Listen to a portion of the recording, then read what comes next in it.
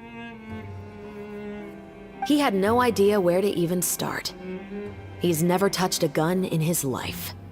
Based on that, I determined that he was not acting alone. He only surrendered himself to draw our attention and create a moment of opportunity for his partner. So, I decided to play along. And as expected, the second musketeer followed us without hesitation once she saw Morris get separated from the rest of the cast. Besides, why else would he call the novel The Two Musketeers? But how did you know it was Veronique? I figured it out the moment Baptiste told me his father's name. That so-called financial crisis was all just a ruse. He just wanted to sign up as the investor and then leave the film without any source of funding. After all, he has a vested interest in minimizing the reach of this story. It's really just the same thing as what he did to Eliza all those years ago. Human scum. But then Xavier pulled out all the stops and got the film made against all odds. Morris couldn't have that.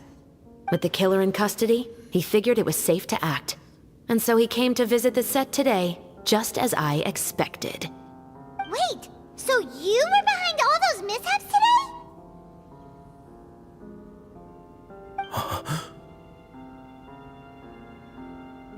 As for the identity of the second musketeer, I assumed they'd probably stay close to Morris and look for an opening. And if they already knew that Morris was the film's investor, then that narrowed the list of potential suspects as well.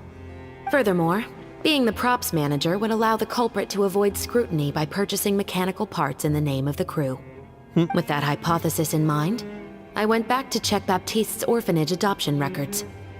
Guess whose name I saw on the same page, just a few lines from his. Okay. My brother. He trusted you.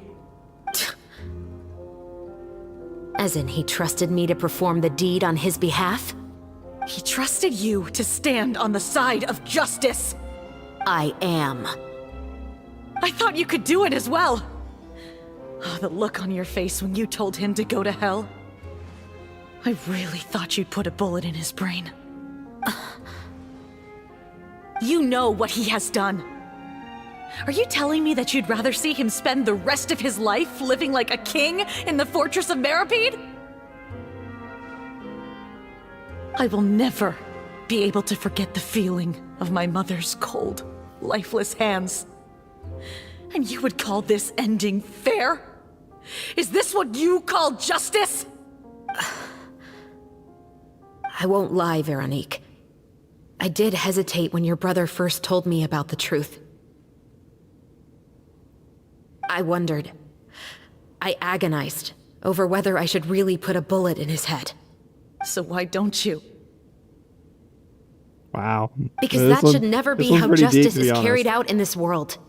Perhaps, to you, justice is simply reciprocated. An eye for an eye, and a life for a life. But everyone has their own understanding of justice. Ugh, If are we doing everyone this were to one? pursue their own definition of it, there would be no more order in this world.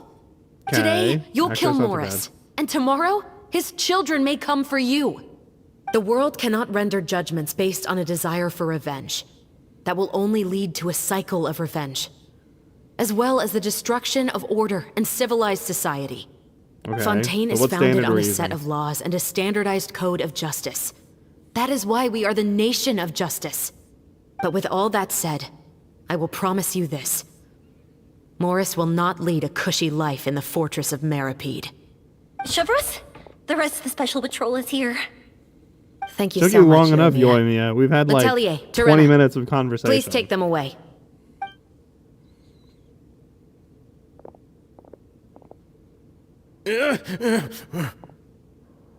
I still can't agree with your reasoning. I know. Justice has not been delivered. At least, not today.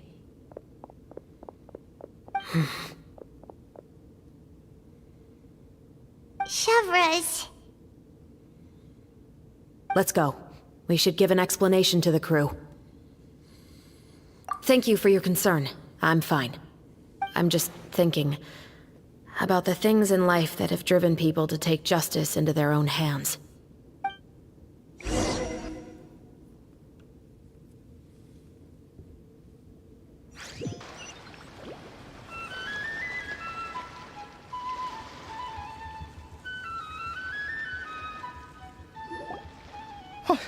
Who would have thought Morris would turn out to be... I'm at a loss of words. How could he have done something like this? I'm just glad that you're all safe and sound. Who knew that such a labyrinth of cases would be behind this story? Well, what should we do now? We have a finished film, of course, but should we still go ahead with the premiere? Yes. What do you mean? Shouldn't you be even more motivated to spread the word now that you've learned the truth? Chiori is right. I'd also like more people to see this story for themselves. But the real ending of the story seems to have deviated somewhat from the one in the script. Is that still acceptable to you, Miss Chevreuse? The call is yours. We still have time to reshoot an ending if that's what you'd like. No, it's fine as is. I like what we have for the catharsis. Romanticism is what gives works of art their appeal. Fiction is able to explore means of restitution that could never work in real life. Just like the real world, the world of stories also has its own set of rules and justice. These different possibilities are what initially drew me to reading in the first place. Sounds good to me. I support your decision. What about Veronique? Will she be okay? She will soon face her judgment alongside her brother and Morris. If I had to guess, they'll probably all be sent to the fortress of Meripede. I'll make sure to give Risley a heads up about it. Oh, you mean that kind of heads up? Exactly. Ahem. All right, then the matter's settled. Now that everything's been taken care of, there's no reason for us to keep looking all gloomy and grumpy. Let's get back to the feast and enjoy each other's company. We'll be starting the post-production process tomorrow. You should join us, Chevreuse. You missed the first few hours of the party, didn't you? All right. I think it would be great. Count me in. And excellent. Then I'll and wait then for Mona you over there. to be there for along for the There's ride. still some good news that I'd like to share with Chevreuse. Traveler, Paimon, could you wait for me by the sea after the party ends? I'd like to go on a brief walk with the two of you. Thank you very much.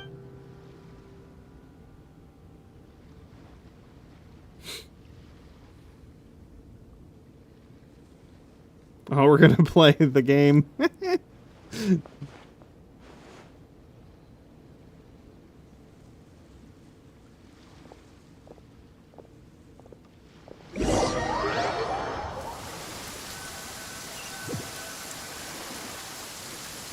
Sorry for the wait. Oh, we weren't waiting long It's raining at all. now. We're gonna go walk in the Is there something else rain. you wanted to tell us? No, I don't have Okay, anything so- new to share. I just felt that since you were my investigation partners, I should have another conversation with the two of you. About what? Traveler, how would you have responded to Baptiste's request if you were in my shoes? I would have done the same as you. I would have helped him get his revenge. I don't know. Is that so? Well, thanks for sharing.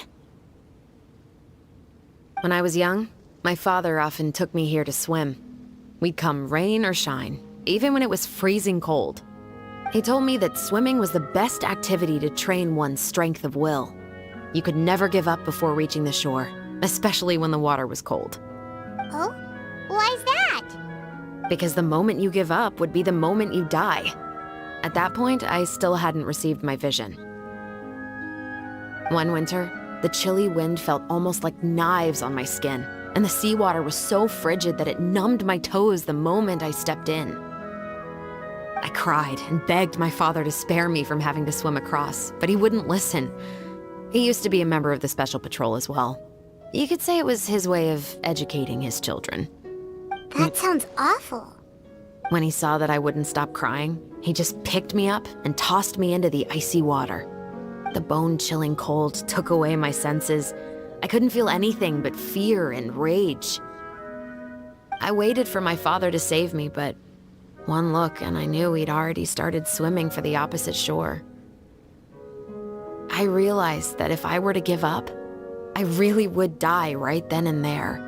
I used all of my strength to try and catch up to my father. Those few minutes felt longer than my whole life up until that point. I did, however, make it to the other side. Yeah, we I've can never tell. felt afraid about anything in my life after that, nor have I ever cried again. That way of teaching would have never worked on Paimon. Yeah, I don't think that was the right method for anyone. It's just that, working now as I am in the pursuit of justice, I still sometimes feel like I've been tossed into that winter sea all over again. The anger and the helplessness. Chevres. But the worse I feel, the more I know to never give up. The alternative would be to forever lose myself among the waves. Anyway, how about a race? Neither of us will drown, but we can still see who swims faster. You guys go ahead! Paimon will grab the clapperboard to mark the start of the race. We're still gonna use the clapperboard. Are we actually gonna? Oh.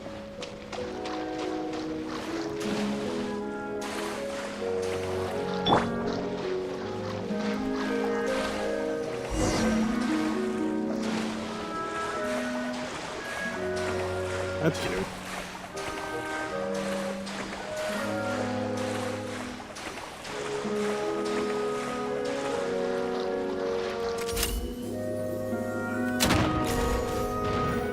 Look at that. Oh, that felt good. You were so fast in the water, Chevres. You were swimming even faster than Paimon can fly. So, about the Special Patrol, did you join because of your dad? Partly, but I'd say I was more inspired by the heroes I read about in stories growing up. Oh, so it's due to your love of stories. Of course, it was only after I joined the Special Patrol that I learned that truth is often stranger than fiction. Come on, let's walk a bit more.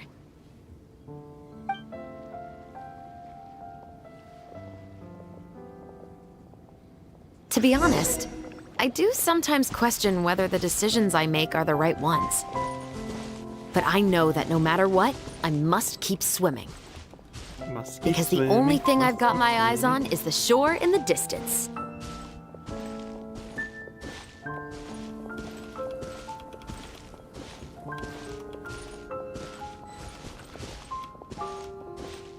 Of course, you're faster than walking, but slower than running. These are always dumb. Thank you for coming on this walk with me. I feel a lot better after getting all that off my chest. Huh. We're nearly back at Baptiste's house. Huh. You're right. I didn't realize we were so close. He really did plant a lot of flowers. It's just like how he described it in the story. Huh? Wait. Paimon, Traveler, look! The rainbow roses in the garden. They're in full bloom now.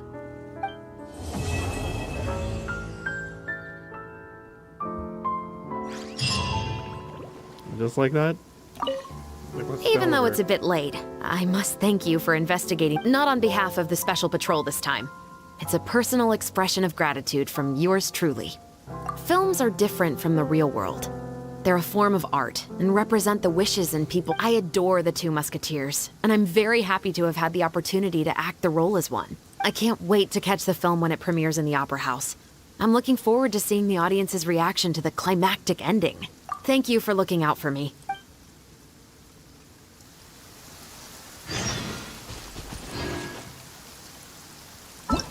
Two days. Tomorrow. The day after tomorrow. Wait for the thing to go in a full circle.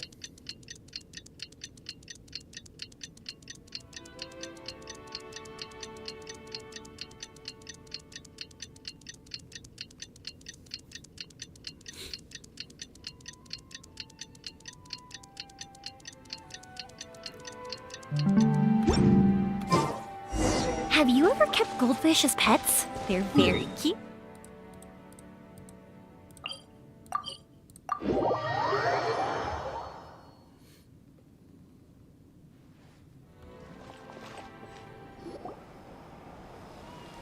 Some more time passes. The film had a successful premiere, and the Musket murder case was still close to an end. Yay! It's been a while! Hey there, you two! Sorry I've been scarce. I've been buried in marketing and preparing the film for release ever since we wrapped post-production. The award ceremony is today, right? Paimon wonders if we'll win the Farina Award. I'd give it a 90% chance. Farina! Oh, Paimon didn't know you were already here. You're earlier than everyone else. I'm sure the others will also be here in no time. Xavier, if we end up getting called on stage, shouldn't you come up with a name for our crew? What? But we don't even know if we're going to win. I wouldn't want to jinx our chances by celebrating early. Just open your eyes! Surely you've seen the audience's reactions to our film. We've had nothing but critical acclaim. You've also had conversations with the Opera House's operating staff, right? Didn't they want to increase the number of showings? With the mora you've made from the box office, you can now open your very own film company. But that's all credit to my amazing crew. You've all helped to make this a reality, so I can't be the only one asked to come up with a name. Well, give it some thought. I'm sure the crew will respect your choice. All right, but before that, Traveler and Paimon, could I trouble you to quickly pay a visit to the Fortress of Meripede? Huh? But shouldn't we stay for the award ceremony? I wanted to ask you two to invite Shavraz to join us at the ceremony. She's one of the lead roles, after all. I haven't been able to find her recently, so I haven't had the chance to invite her personally. According to the papers, the culprits of the Musket murder case will be personally escorted today by the captain of the Special Patrol to the Fortress of Meripede. Oh, Paimon gets it now. Yep, just wait here, Xavier, and maybe try to come up with a few snappy-sounding names. All right, then I'll leave you to it. Your job to come up with names. Will we really win an award? Trust me. When have I ever... I don't know. When have you ever been right?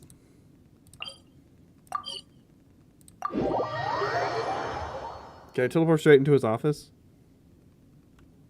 No, you don't teleport straight into his office. Nice!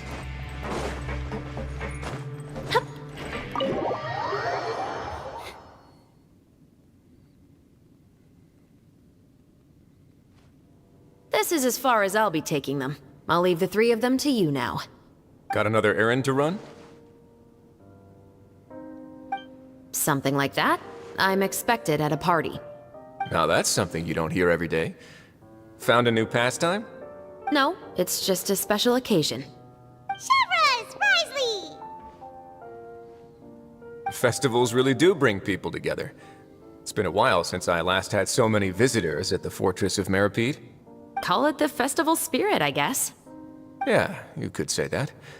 Even our head nurse has gotten herself all worked up preparing super deluxe nutritious shakes.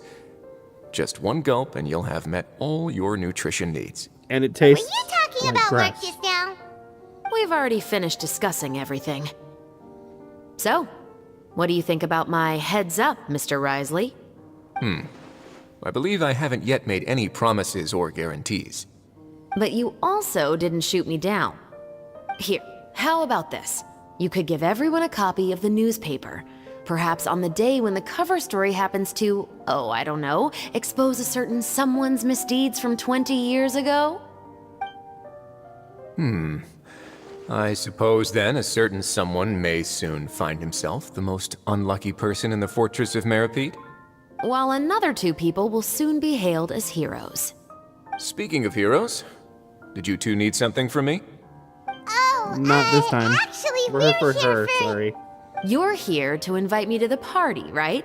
Don't worry, I didn't forget. Ooh, then let's head back right away! See you, Risley! Happy Fontanalia Festival! And the same to you. Whatever that means. Oh, I can talk to him. Please, go and... That's all you're gonna tell me? Boo.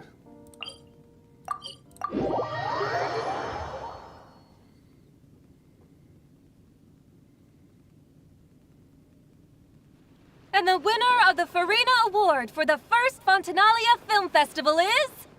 the Two Musketeers! Hey.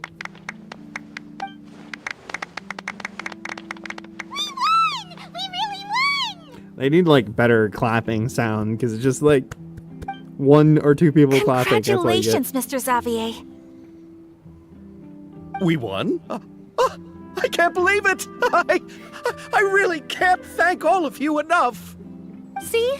My takes on Fontaine's entertainment industry have never been wrong. Now, please welcome to the stage the producer of the Two Musketeers, Mr. Xavier!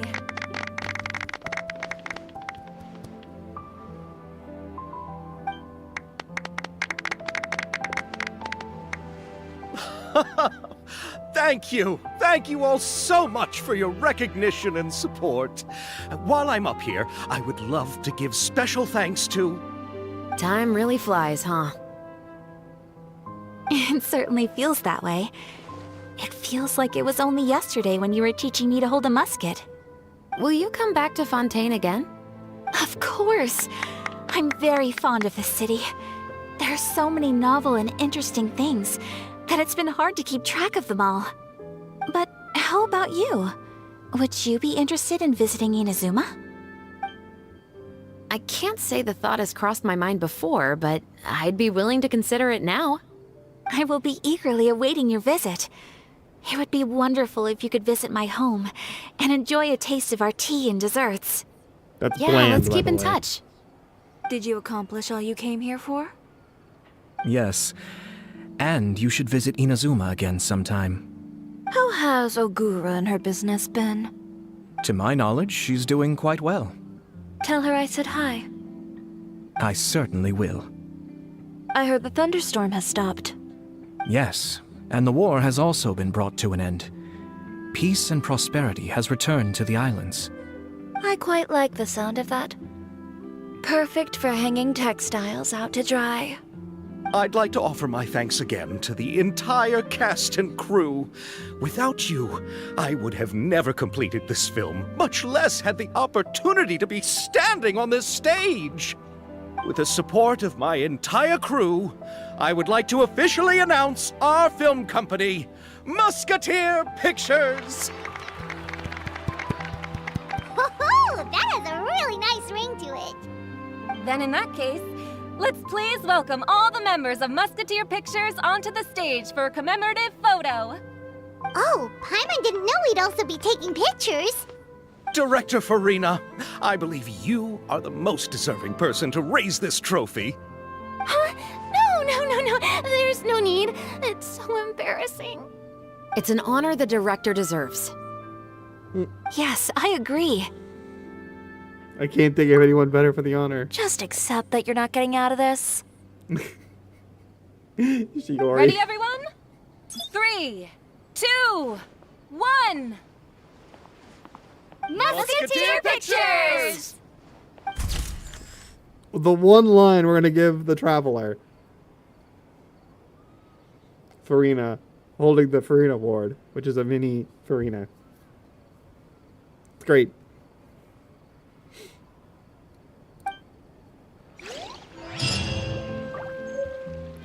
Hey.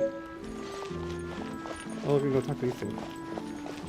Miss Yoimiya, we haven't had the chance to talk, but please accept my thanks for everything you've done. Oh, but I feel like I didn't do anything out of the ordinary. I'm very grateful for your assistance during that special performance in the warehouse. It was always going to be somewhat risky, to engage and draw away Morris all on your own. You're only a civilian and have never been trained to act in such a dangerous situation. Don't say it like that. As the director's assistant, it was my duty to help out the crew however I could. It was an honor. I have to admit, though, my heart was thumping super hard the entire time it was laying on the ground. I was scared that everyone would notice. You did great. Oh, and before I forget, if you ever visit Inazuma, please come and pay a visit to Naganohara Fireworks. I'll make some fireworks for you. I even know what shape I'd make. I'm guessing a musket. Telling you now would ruin the surprise. If you really want to see it, just come and visit me. Mimir is definitely cute.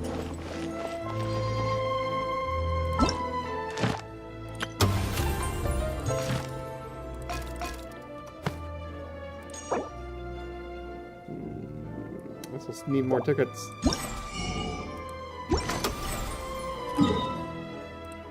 Oh, let's see, go here.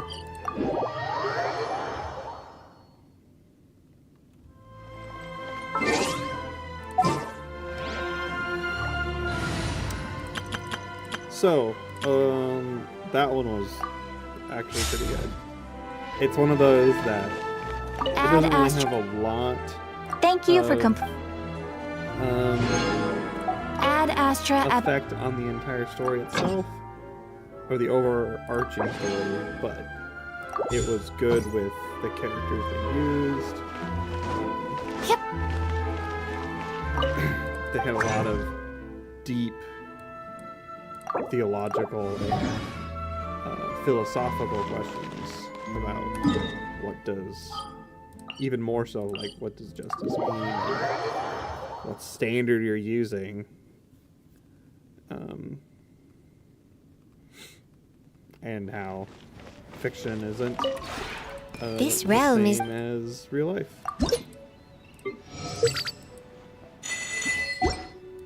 So all in all, it was a good storyline. Wow, look at that! I didn't do 5, so it'll be odd.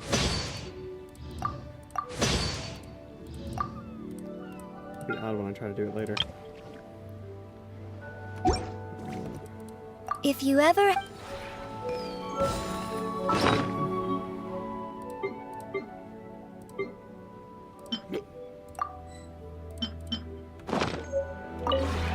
This realm...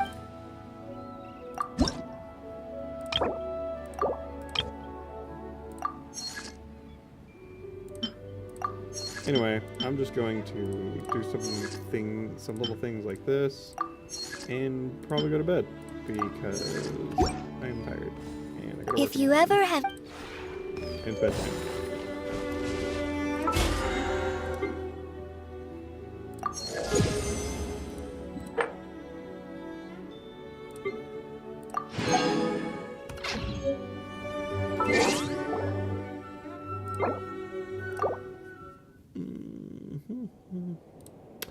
Anyway, I hope you all have a one person